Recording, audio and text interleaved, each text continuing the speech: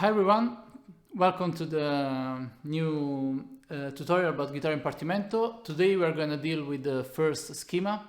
This will be the Monte principale. Monte principale is a kind of monte, and the monte it means in Italian means mountain. Is a schema, is a sequence that goes up and up and up like a mountain. The schema theory was highlighted by Robert Gerdingen in this super famous book, Music in Galant Style. Of course, this is the Italian version by Giorgio Sanguinetti.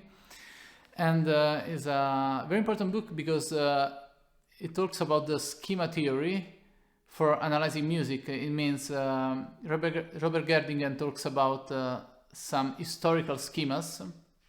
Historical, it means that are in some treatise, period treatise like the one of Joseph Rippel that we know was in the library, in the bookshelf of the Mozart family.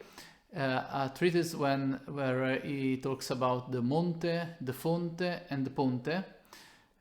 And Gerdingen talks also about older schemas like the Romanesca, and finds new schemas, but also some different version of the same schema. Like I said, the monte is a monte, but can also be the Monte Romanesca, but also the Monte principale. Today we are going to talk about the Monte principale. Monte principale is a name given by Gerdingen after Movimento principale. It was this sequence of the bass that goes up a fourth, down a third, up a fourth, down a third, and occurs twice or often also three times. And it's a kind of old schema that was taught in Napolitan conservatories as a Movimento principale, but works just like a monte, so we're gonna call it like Gerdingen Monte principale. This sequence is very easy to harmonize because are all chords of 3-5, 3-5, 3-5. So you have the bass that goes so, do, and all the harmonies are 3-5. So you have G major, C major, A minor, D major, B minor is difficult in English, A minor, and cadenza. And I want to introduce this schema now because we come from some tutorial about cadenza where the bass goes from the 5th grade to the first one. So you have a jump of a up a fourth. And this schema is exactly up a fourth, then down a third, up a fourth, down a third, up a fourth. And of course, as you play the guitar, you notice that the guitar is super easy with fourth because it's tuned by fourth. So we have Mi, La is a fourth, La, Re is a fourth, Re, Sol is a fourth. Then we have 1/3 Sol, Si, and then Si, Mi as the last fourth.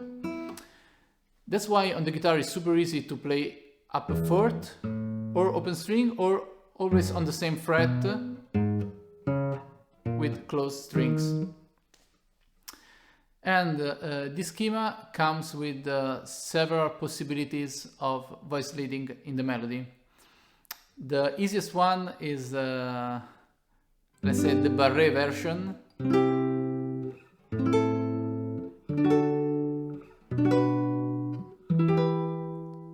So the melody goes up every 2 chords, and you always have barré because the guitar is tuned by fourth, so it's very easy to have this and also to transpose. The Monte principale comes in 2 versions, a diatonic version, so all the notes you play are in the key of G, but also a chromatic version,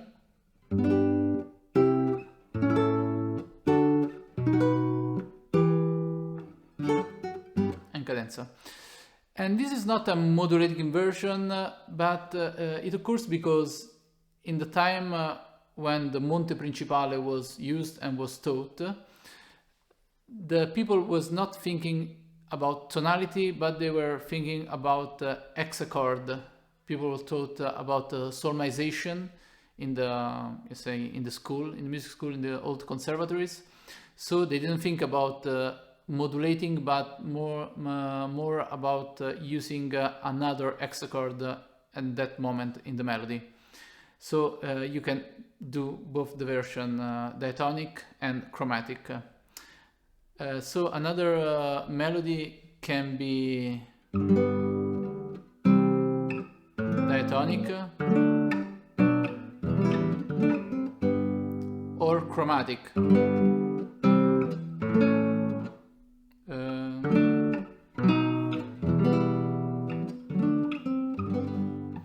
This was, yeah, this sorry, used it a couple of times, this chromatic version of the Monte principale in a couple of studies. Then we have also a version with the melody jumping a third down.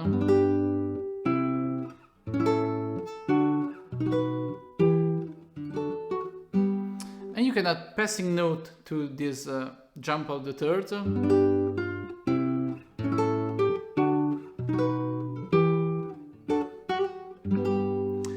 And that's very nice because you can also make an imitation with the bass. So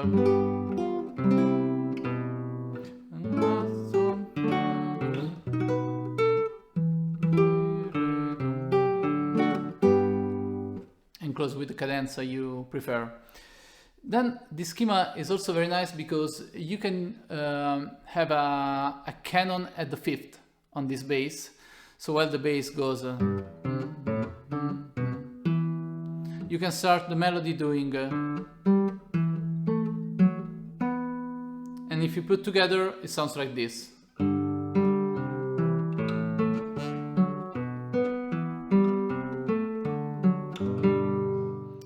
And you can also add some rhythm to the melody and the bass, just to make it more clear that's a canon and imitation.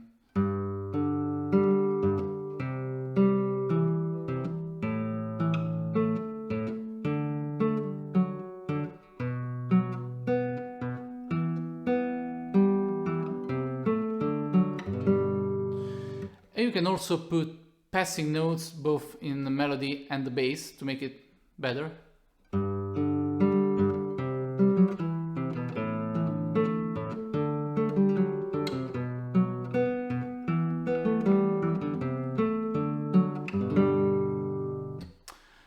And to finish some examples, I want to show you a diminished version in triple time with imitation that I like. So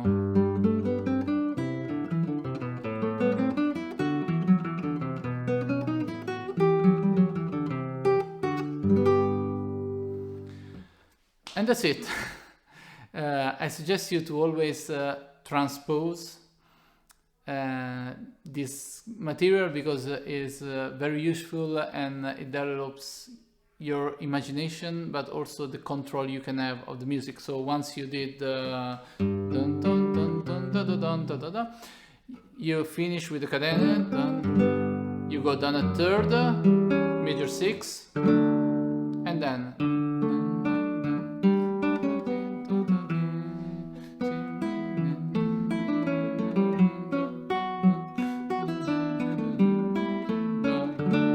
on a third, major 6, etc, etc. Yeah, that's it for today. Hope you liked this episode, let's say this tutorial about the Monte principale, and yeah, see you next time. Bye. Ah no, sorry, I forgot. I thought it would be useful to have a PDF. I will leave it in the description. Bye.